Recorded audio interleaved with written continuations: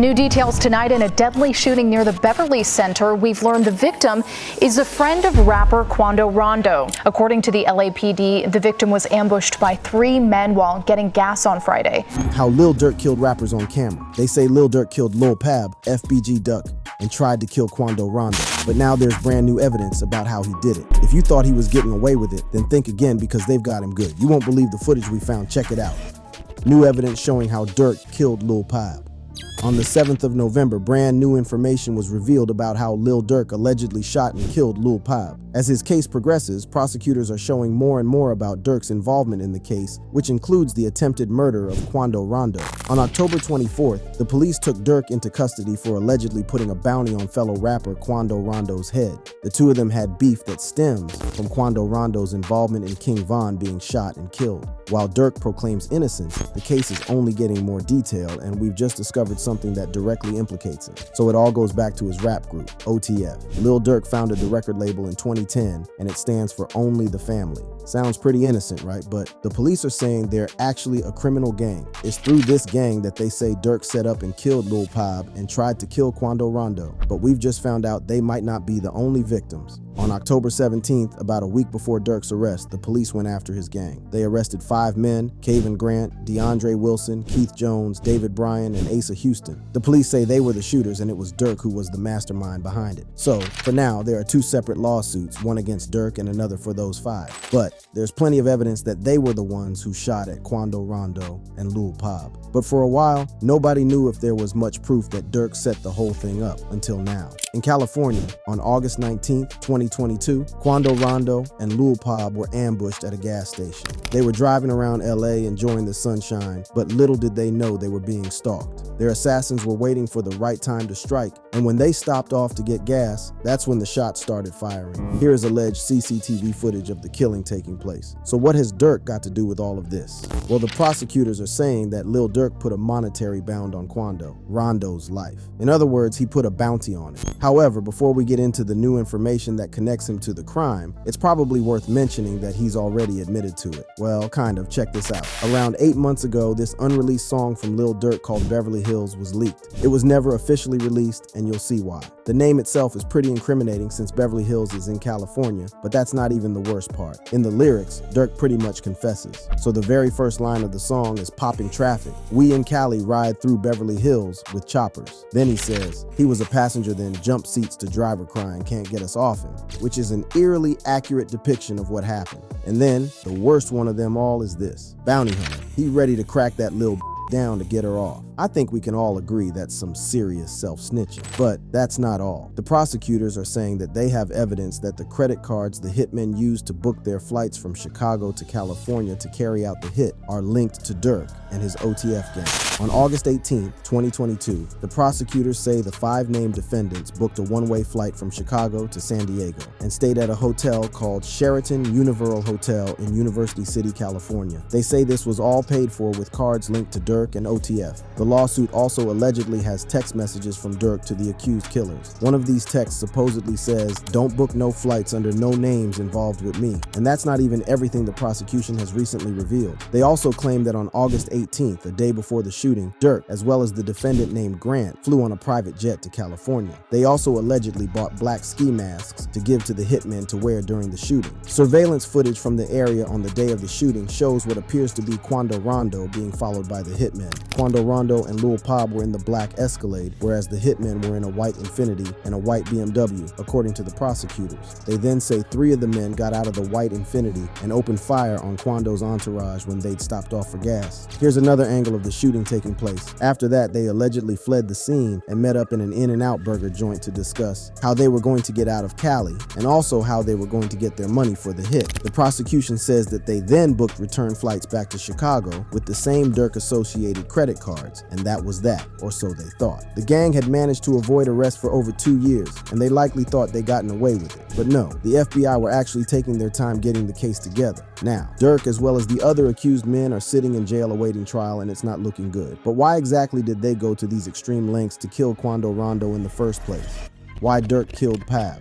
The reason why Durk and the OTF gang allegedly wanted to take out Quando Rondo and Lil Pab is because of King Von's death. To understand it, we have to look at what happened to Von. On November 6, 2020, King Von, who was 26 years old at the time, was shot and killed outside of a bar in Atlanta. King Von was like a younger brother to Durk, and ever since then, people think he's been doing everything in his power to get revenge. The guy who actually killed Von is called Lil Tim. He did it to defend his friend Quando Rondo, who was being attacked by King Von. It's a little confusing, so let's break down exactly what we know about it. So, Quando Rondo, who used to be friends with Durk as well as King Von, ended up having a disagreement with them over his relationship with NBA Youngboy. NBA Youngboy was like an older brother to Quando Rondo, and he started beefing with King Von. Although Quando Rondo didn't directly have beef with Von or Durk, it looks like the actions of Youngboy would affect him anyway. On the night of November 6th, by sheer chance, Quando Rondo and King Von both ended up at the same club in Atlanta. Neither of them are from the city, but were both known to hang out there occasionally. Quando Rondo was outside the club, leaning against his car and waiting for one of his friends to come outside so they could leave. But before that happened, King Von and his gang spotted him, and Von decided to fight him.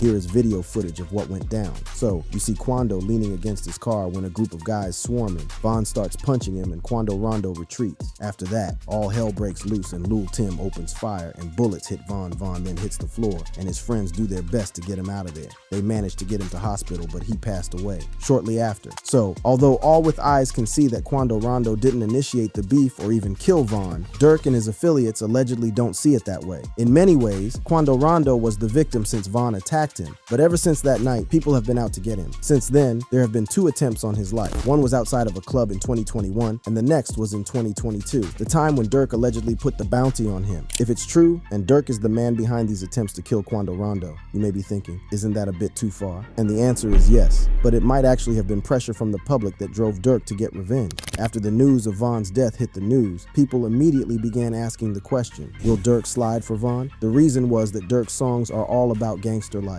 People thought that meant he had to get revenge for his friend's death. Comments like this added fuel to the fire. It reads, I do agree that the trolling needs to stop, especially when it's real lives lost behind this, and most of the people commenting never grew up in that environment. They're referencing the many trolls that attacked Durk and said he was a coward for not getting revenge. But then the comment also questions the same thing. It goes on to say, but Durk also brings it on himself. He manifests that negative energy in his music. When 80% of your songs about killing your ops people gonna expect you to stand on that. The comment then ends with, Durk ain't no killer and he never lived that life. So it's comments like that and many others that question whether or not Durk was really about gangster life. In one of Durk's songs, he speaks about the issue of getting revenge for your fallen comrades. The song's called Me Off, and it was released in 2021 at the height of the Slide for Von campaign. In the song, Durk says, if I die, just don't lie, man. You better slide. You better slide. Then he says, if you can't get the main, then you better get his guys. This pretty much sums up what happened. What's interesting and somewhat ridiculous is that one of the main people trolling Durk for not getting revenge for Von was Tekashi69. In April 2022, Tekashi69 released a song called Gene, which he used to mock Durk. In the video, Tekashi takes the opportunity to mock Durk with a Slide for Von message. It looks like Durk took the trolling personally, and in a resurfaced interview with Academics, the way he reacts to questions about is very suspicious. Academics asked Durk what he thought about the Slide for Von's comments, and this was his reply. For some reason, I just don't see the comments no more. For some odd reason. I don't know. That was after Lil Pab was killed, so it's safe to say that he was referring to that. But did you know that Quando Rondo and Pab aren't the only rappers Durk allegedly killed? Durk's other victim. Right now, the Lil Pab murder for hire lawsuit isn't the only legal battle Durk's facing. He's also been accused of putting a bounty on another rapper, FBG Duck. On October 9th, 2024, just over a week after Durk's arrest in connection with Lil Pab's shooting, a lawsuit against him was filed. This one came from the mother of FBG Duck, a Chicago rapper who was shot and killed on the Gold Coast in 2020. FBG Duck had beef with Durk as well as King Von, and they dissed each other repeatedly in songs. FBG Duck was killed a few months after Von, but his mother is saying that it was Durk as well as Von that put the hit out on him. In August 2020, FBG Duck was visiting the Gold Coast and was waiting outside a Dolce & Gabbana store. While he, his girlfriend, and a friend stood outside the store, a car rolled up and gunmen started opening fire. Duck was was killed and the 2 others were wounded. In the lawsuit, Duck's mother says, "Not a day goes by that I don't think about him and the life that was taken from him." Although it was over 4 years ago, it's no surprise that she still feels the pain of her son's death, especially since she thinks the killer is still at large. However, that might be changing. Duck's mother, as well as his girlfriend, are filing a lawsuit against Lil Durk that claims he was the mastermind behind the shooting and that it was him who put the bounty on Duck's head. It looks like he wasn't lying in his lyric about being a bounty hunter. The attorney who's handling the case said, "Our complaint lays out that a $100,000 bounty was placed on the life of FBG Duck to have him killed. But it's not just Durk alone that they're after. It's the entire OTF crew as well as anybody associated with them." The lawsuit names a whole list of people they say were involved in Duck's murder, including Durk and his record label OTF, but that's not all. The lawsuit also implicated some very powerful record labels too, let me explain. So OTF is allegedly a gang, but also a record label that Durk owns. However, the record label is partnered with Sony and UMG Interscope, 2 of the world's biggest record labels. If you're wondering how they can have anything to do with this, well, the lawyer dealing with the case claims that they are guilty due to welcoming artists that they know are engaged in criminal activity. In other words, they're putting profit over human lives. Here's what the lawyer dealing with the Duck case said about it. They want authenticity, which has bred these type of individuals getting in the music business, carrying out their activities. And the record label companies are fueling it, financing it, developing brands for it. You've got to admit, he has a point. So many rappers have been killed due to gang violence in the last few years, and there's no way record labels aren't aware of it when they're signing people. Anyway, earlier this year, 6 men were convicted in the killing of FBG Duck, but to his mother and her lawyer, that isn't enough. They want to catch everybody involved, including Durk. The lawyer also said that's where it crosses the line, when you take it from the music and you take it to the public in the streets and you kill someone. So far, neither Durk nor his record label associates have responded, but that's not too surprising as they've got a lot of other serious allegations to deal with. When it comes to the reason behind the beef between FBG Duck and Lil Durk that ended in his death, it's all to do with gang ties.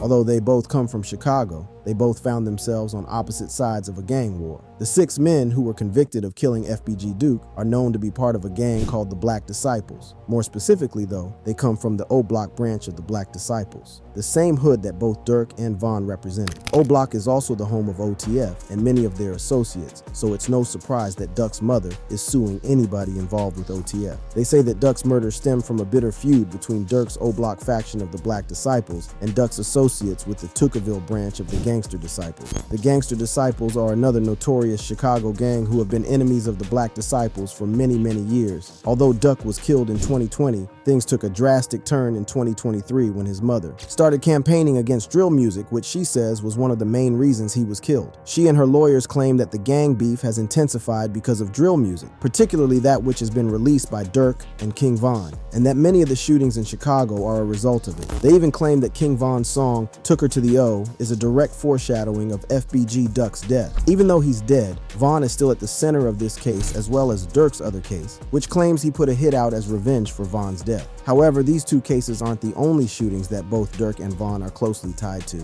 There's another one, and people say that Durk and Von worked together to perpetrate it: the 2019 Atlanta shooting. In February 2019, a man was shot in Atlanta. They say it was a robbery, and the police at the time believed Durk and King Von were the men behind it. The shooting happened outside of a restaurant known as the Veresti, and the prosecution claimed that Von and Durk were at the scene of the crime, and even claimed that it was Durk who pulled the trigger. A short while after the shooting took place, the police put out a warrant for Durk's arrest. At the time, the situation made major headlines, and news channels all over the world were talking about it. Durk even released a song called "Turn Myself In," which he speaks about how he's innocent and that he was going to come quietly. At the time, a Georgia judge found probable cause to arrest both Durk and Von in connection with the shooting, and their official charges were a criminal attempt to commit murder, aggravated assault, participation in street gang activity, possession of a firearm during the commission of a felony, and possession of a firearm by a convicted felon. So yeah, they had a whole heap of charges and things weren't looking good for them, especially since the prosecution claimed they had video evidence of Durk pulling the trigger. At the time, Chicago police were flying into Atlanta in an attempt to take the 2 down, and there were also witnesses claiming that Durk had not only shot the victim, but had also stolen $30,000 in cash and also tried to rob a car. The case against a rapper accused in a shooting outside of the Varsity will move forward. Today, Lil Durk, appeared in court where a judge ruled there was enough evidence for him to go to trial. Here you can see Durk in court, where they claim to have overwhelming evidence linking him to the crime. They say the victim's name was Alexander Witherspoon, who was also known to the police, and the prosecution claimed that Durk and Vaughn traveled to Atlanta where they shot him in the leg in an attempt to rob him. Here's the prosecution speaking about it in court. They were hanging out. They went to a studio to make music. This is when these iconic pictures of Lil Durk and Vaughn in court together were taken. They were made to listen to the evidence against them, and police told the judge that Vaughn, Durk, and the victim went to a nightclub and gas station before ending up in the parking lot of the restaurant known as the Varsity. Here's what the prosecution says happened next. He said his chain was snatched off his neck, and he had $30,000 stolen from him, and they stole the vehicle he was driving. They then say you saw Durk on camera shooting the gun. You see Mr. Banks' arm out the window firing several shots at the victim, towards the victim. Durk's attorney, however, had some things to say about that. He called it a celebrity witch hunt. Were it not for the celebrity status of these two individuals, then this would be an aggravated assault. The prosecution fired back, though, and hired a police officer from Chicago to speak at the trial and suggest that Durk and Vaughn were both involved in Chicago gangs. The detective who was asked to testify claimed that it wasn't uncommon for Chicago gang activity to occur in places outside of the city like Atlanta. The judge seemed to agree, and at the time agreed to move the case forward. A month after that trial, they were released on bond, but miraculously, they both get away with it. In October 2022, it was announced that the charges against Durk had been dropped. It's strange that it took a whole 3 years for them to come to that decision, but it may have had something to do with Vaughn's murder. The official reason they dropped the charges was due to prosecutorial discretion, which led to the courts dismissing the charges. In a statement, the court said, "The facts of this case have been reviewed, and although it appears that probable cause existed for the defendant's arrest, the decision of the district attorney at this time is not to prosecute." Durk dodged a bullet there, and his attorney had this to say about it. While it took 3 years for the state to make the right decision, in the end, the right decision was made, and Mr. Banks can finally put this event behind him. At the time, news reporters sat down to interview Durk and get his side of the story. He speaks about how he turned himself in the moment he found out there was a warrant out for his arrest. We found out we had a warrant. We was actually on tour. Once I heard, I immediately came back. It seems that back then, Durk was able to convince the world he was innocent, and comments about the situation seem to echo that sentiment. Free Durk, you can tell he's really trying to change his life around and hasn't been in any trouble in a minute. Well, that didn't age well, but at the time it worked, and he was able to convince everybody that since he'd made it as a rapper and was now worth millions of dollars, he'd put his gang affiliations behind it. From what we know now, that was likely not the case, or was it? Believe it or not, there is an argument that Durk was done with the streets, and in some ways he was a victim himself. Durk was also a victim. Although Durk is the alleged man behind many of these shootings, you've got to remember that he's also a victim of the environment he grew up in. Since he was a kid, many of his closest friends and family members have been killed due to gang violence, and when you really delve into it, you can see why he went down that path. Let's start with Lil Durk's cousin who was killed. In 2014, OTF Nunu, Durk's younger cousin, was shot and killed. Nunu, like Durk, was an up-and-coming Chicago rapper, and his life was brutally cut short due to the same gang beef that would kill many others. Nunu's real name was MacArthur Swindle, and he was only 21 when he was killed. He and Durk had grown up together, and it must have been very painful for Durk when he heard the news. According to the reports, Nunu was sitting in his car outside of his block in Southside Chicago when somebody walked up to him and started shooting. At the time, OTF was fairly new, and Durk, who founded it, was pretty young, in his early 20s. Things in that area didn't seem to be as bad as they would get, but police suggested that it may have been gang-related. His auntie, however, believed this was just a random shooting. Nunu was on track to be Chicago's next rap star, and said he was killed just after he was planning to drop some new music. His studio manager said this was going to be his big breakout project, and he was one of those kids who saw an opportunity to put himself in a better position with his music. Durk and Nunu were working very closely together. The time and Durk was doing his best to help get his cousin noticed. So as you can imagine, his death hit him hard. At the time, people speculated about what OTF actually was. Was it a gang or just a music group? Well, in 2013, Durk explained what OTF was and also mentioned how Nunu was a part of it. OTF, we used to call ourselves OTF. We used to just be our main little circle. We would just say OTF. We would just say only the family. But it was too much, so we just started saying OTF. And as this rap stuff was going on, that's when Reese came up with GB, and I just brought it back upon OTF. So that's how that came back apart. We were just a little crew at first. So, Back then, a young Durk had just formed his music crew and had his eyes set on bringing him and his homies out of the hood through their songs. But then Nunu, one of OTF's most promising members, was murdered. Unfortunately for Durk, though, things were only going to get worse. On March 27, 2015, around a year after he'd lost his cousin, Durk's manager was shot. His name was OTF Chino, and he was also shot while sitting in a parked car in Chicago. He was only 24 years old and was the man behind one of hip-hop's most promising up-and-coming rappers. As you can imagine, Durk and the entire OTF crew were devastated. Shortly after the murder, Durk opened up about it and how much of a positive impact OTF Chino had on his music. He said, "He'll be involved in everything. LP and my manager D Thang, they really put everything together. They formatted everything. I would just give them the names and they would format everything." He then says how no matter the situation, they have to keep going. We just keep our heads up and keep going through the music, because if we stop, then we're messing everything up. We gotta keep going. Back then, Durk spoke about how although he'd lost his manager, he'd keep pushing no matter what. Not long after that, he blew up and became one of the biggest rappers in the world. We know he did exactly that. It was only a year before he lost OTF Nunu, so it was a rough time for him, but back then he said he'd use their losses as motivation to keep grinding. Here's what he said about their deaths. "If we stop, we'll give everybody what they want." He then spoke about how he cries behind closed doors. "We just gotta tear up in the room by ourselves and go out the room and be happy." It must have been tough for him, and although it doesn't justify his alleged crimes, it does show a different side to him. Many people were clowning him for not really being a killer, but maybe he never wanted to be and would have rather just pursued his music. In 2023, Durk announced that he was going to therapy to deal with all the violence and loss that he'd experienced. It looks like King Von's death in 2020 and his younger brother who was killed a year later was the final straw. In 2023, Durk released his 8th album, Almost Heated, and appeared to show a completely different side of himself. The album opens with a song called Therapy Session, which has the voice of Alicia Keys asking him how he feels about losing his friends and family to violence. It shows an entirely different side to Durk, whose songs are usually all about killing and gang beef. It looks like that really was the beginning of a new start for him, as a year after that album came out, he celebrated his criminal record being wiped clean.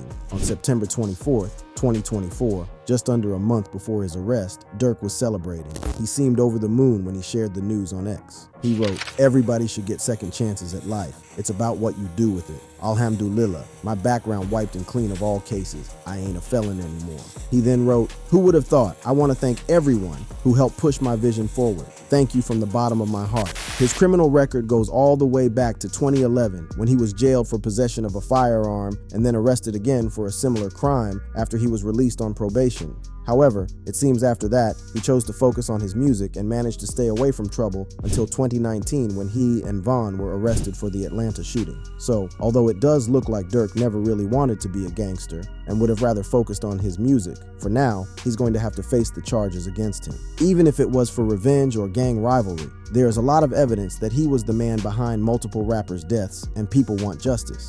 If you enjoyed this video and want to see more of rap's craziest stories, click one of the cards on the screen now.